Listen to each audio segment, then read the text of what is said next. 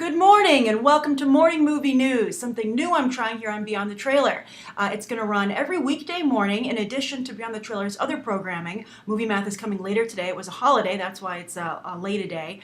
And it's going to be a short show, maybe around 5 minutes in length or so, with three topics of discussion, three big stories that are topical. But the biggest change that I hope that you like is it's going to be more interactive. A lot of times I get requests on Facebook and Twitter to cover certain things, and with the way the news schedule, the news cycle works, I don't always have time. This hopefully will allow me to address things that you're interested in and want to hear my thoughts on. But also, at the end of the three stories every day, not today obviously because it's the first episode, but I'm going to try and answer one or two questions from the episode yesterday. So if you have a question for me, anything at all, go ahead and write it down below, and you might get it answered tomorrow. So let's start today's episode. The first thing is, of course, the Cannes Film Festival was dominating the headlines over the weekend as it wrapped up. But the thing that caught my eye, the biggest story to me, besides all the theft and everything going on over there, which was just a crazy festival this year, that Bruce Dern came out of nowhere and won Best Actor for Alexander Payne's Nebraska. This movie has really not been on any radars, but it is now for the Oscars. It's Alexander Payne's film. He did, Sideways, The Descendants, Election back in the day with Reese Witherspoon, and this is a film about a father and son cross-country road trip, and it stars Bruce Dern, Laura Dern's father, and the Academy just loves it when an actor comes out of nowhere, a really respected actor who's been working for a long time, but never really quite got to be movie star status. They love it when they have kind of a comeback. So this is great for Bruce Dern. It's great for the movie Nebraska. But you know who it's really great for? Will Forte, who plays Bruce Dern's son in the film. So I like to call Nebraska, in reality, the Revenge of MacGruber, because whoever thought we'd see Will Forte coming back so strong in an Oscar contender. All right, so that's story number one. Story number two, TMZ got hold of a promotional still for Machete Kills, Robert Rodriguez's upcoming sequel to Machete, and it features Charlie Sheen. Robert Rodriguez is really, some might say, devolved into this kind of stunt casting, and he had Mel Gibson in, I think, the last Machete, or one of his previous films, and now he has Charlie Sheen, but the interesting thing is that Charlie Sheen is being billed as Carlos Estevez.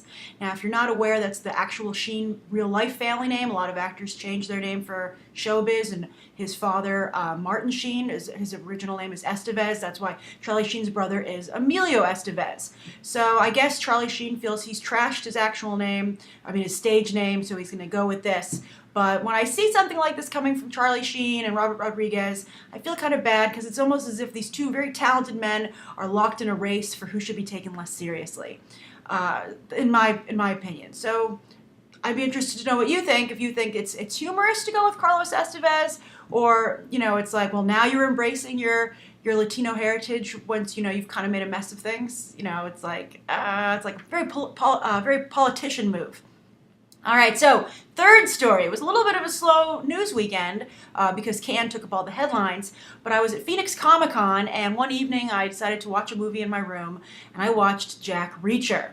Now, when Jack Reacher came out, I covered it on Beyond the Trailer. The audience loved it, but I just couldn't get myself to go see it because it seemed like a small film, and I think it came out the holiday season, as I recall, and there were just other things that I wanted to see. But those audience members were correct. I really was impressed with Jack Reacher. If you can get past the first 20 minutes, where it's a little slow with where his character is introduced, it has a very gripping beginning with the crime.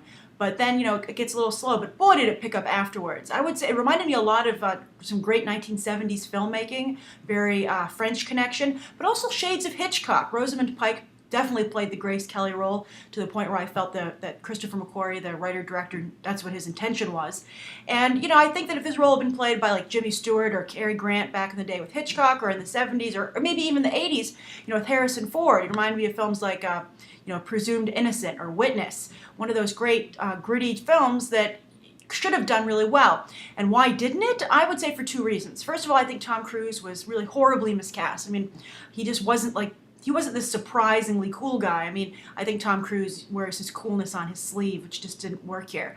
And second of all, I think Tom Cruise's star power got in the way of the film. It shouldn't have been called Jack Reacher. It should have had, more of a name that alluded to the mystery. And in that same vein, I think the publicity campaign shouldn't have focused around, meet this new hero, Jack Reacher, who's going to have a franchise. It should have just focused on this cool, interesting mystery about the film that it's trying to unravel. And it's just Christopher McQuarrie, he wrote Usual Suspects. He's kind of gotten sucked into Tom Cruise's world, and I guess it's fantastic that Tom Cruise is giving him so much work. He wrote Valkyrie and some other things. So Jack the Giant Slayer, which maybe I should give a shot after this. But I think that Tom Cruise's star power seems to be getting in the way of McQuarrie's talent. But it might finally pay off, as rumor is that Christopher McQuarrie will be directing Mission Impossible 5, which has been greenlit after Oblivion opened very nicely at the box office. So those are the big three stories that I'm covering today. Something for you to think about. Write your thoughts down below about what you think of these stories, and if you have any questions for me tomorrow, and what you think of morning movie news. It should be in your subscription, or come and look for it here on Beyond the Trailer every morning by around 9:30. Earlier if I can get it up. Okay, all right. Have a great day, and Movie Math's coming later. Bye.